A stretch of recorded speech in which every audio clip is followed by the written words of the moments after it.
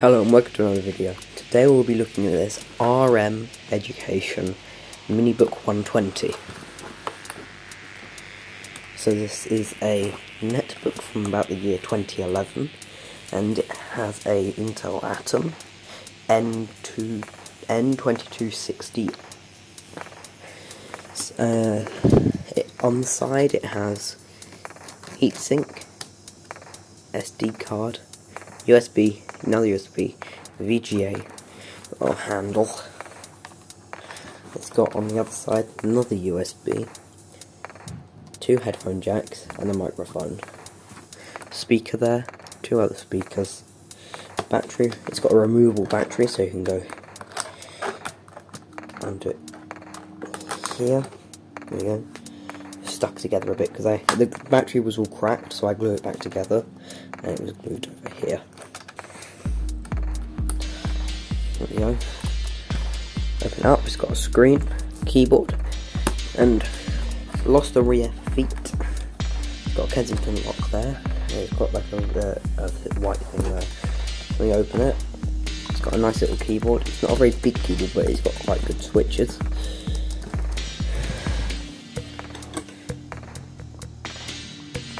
It's got a nice little trackpad. This trackpad's okay, it works fine. It's not the best, it's not the worst. It's got two separate buttons and a separate thing. So RM is a division of Asus Tech. So it's basically an Asus laptop, basically an Asus Eee PC, but in a rugged case and rebranded. It's also got a webcam. It's not a very good webcam, but it exists. Try and turn it on. The power button's a bit stiff.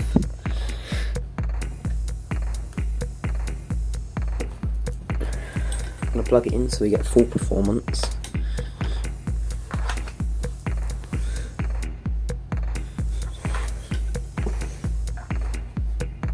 Here you go, it's resuming Windows. It was in hibernate mode before.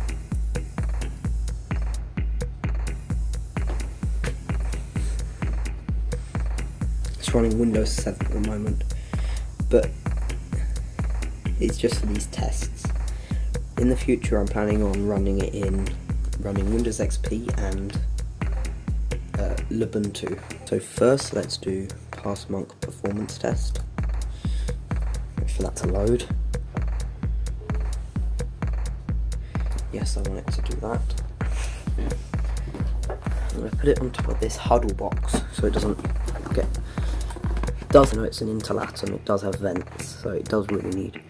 So ventilation's going to do that to give it the best chances. That flickering isn't visible to the naked eye. It's the fact that the shutter speed of the camera is different to the screen. Yeah, I know it's a bit annoying, but you're just going to have to deal with it. While it's doing that, we'll talk about the screen.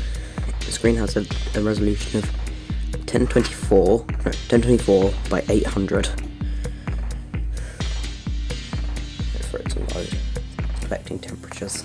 It's an Intel Atom N2600. Doesn't say. Got 4 gigs of memory running at 800 megahertz. It's got a King Diane S260 gig SSD. The thing about this is that I've set it to run in IDE and legacy mode, because to run Windows XP it has to be in IDE and legacy mode. Change it back and it won't really do much. So let's click and run benchmark. I do want to do that.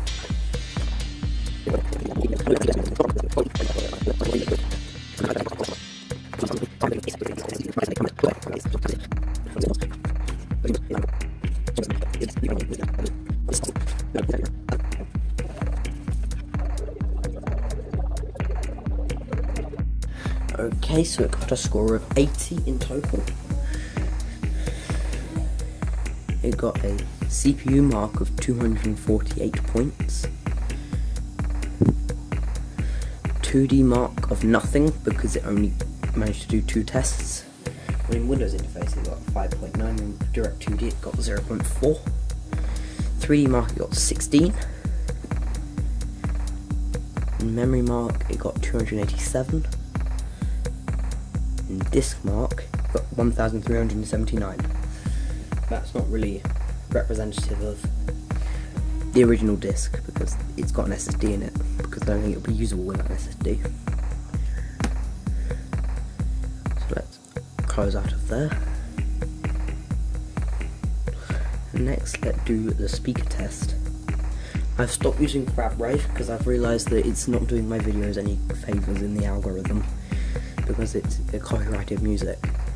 So I'm going to try Peridot by Gunnar Olsen. Peridot in Windows Media Player. Go with the recommended settings.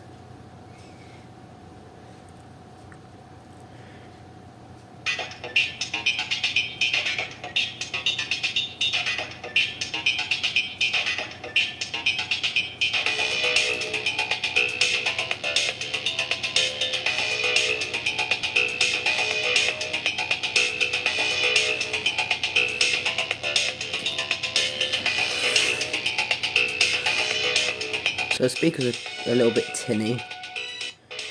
They're certainly livable, but they're not the best. They're okay.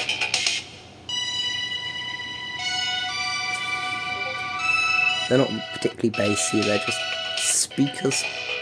They just exist.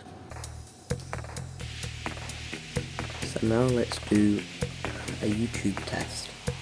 I'm going to use Peru in 8K. YouTube.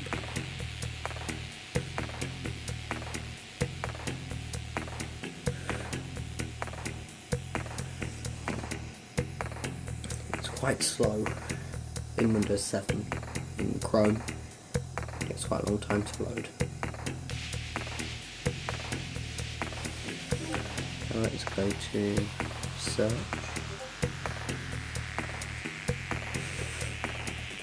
Peru in 8K. Go.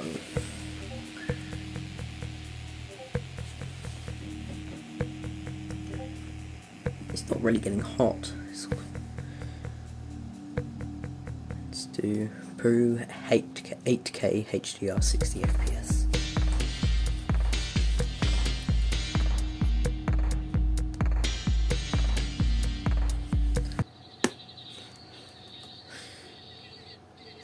That's for nerds. I'm going to run at 720p.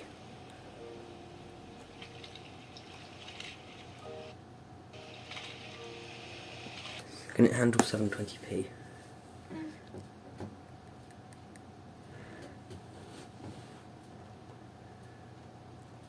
I'm going to pause it to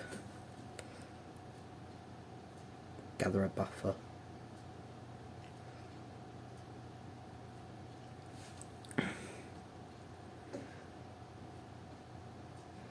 Try pressing play now.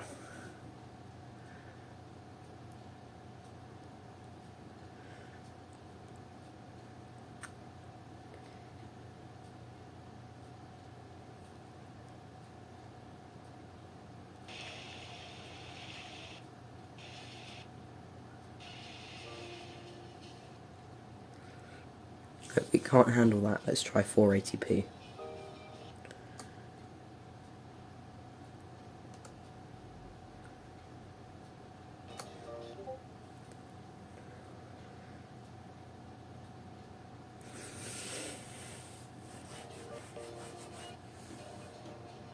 Seems to be working a lot better now, but it's still really laggy. Oh, it seems to be going about real time now, but still, yeah, it's working fine. It can handle about 480p video. It's at the moment like 10.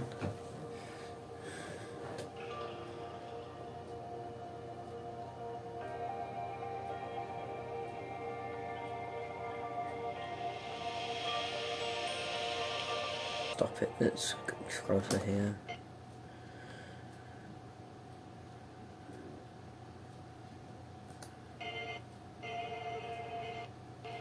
Wait for it to load.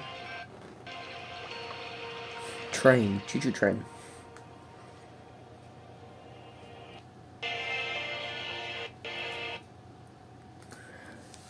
So it can about play 480p video, but I don't think I would recommend it. I think you would probably, the best resolution probably be about 360p.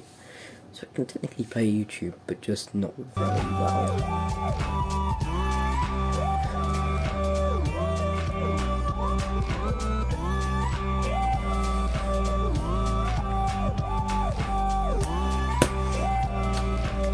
Okay, so that was my look at the RM Minibook 120. Bye.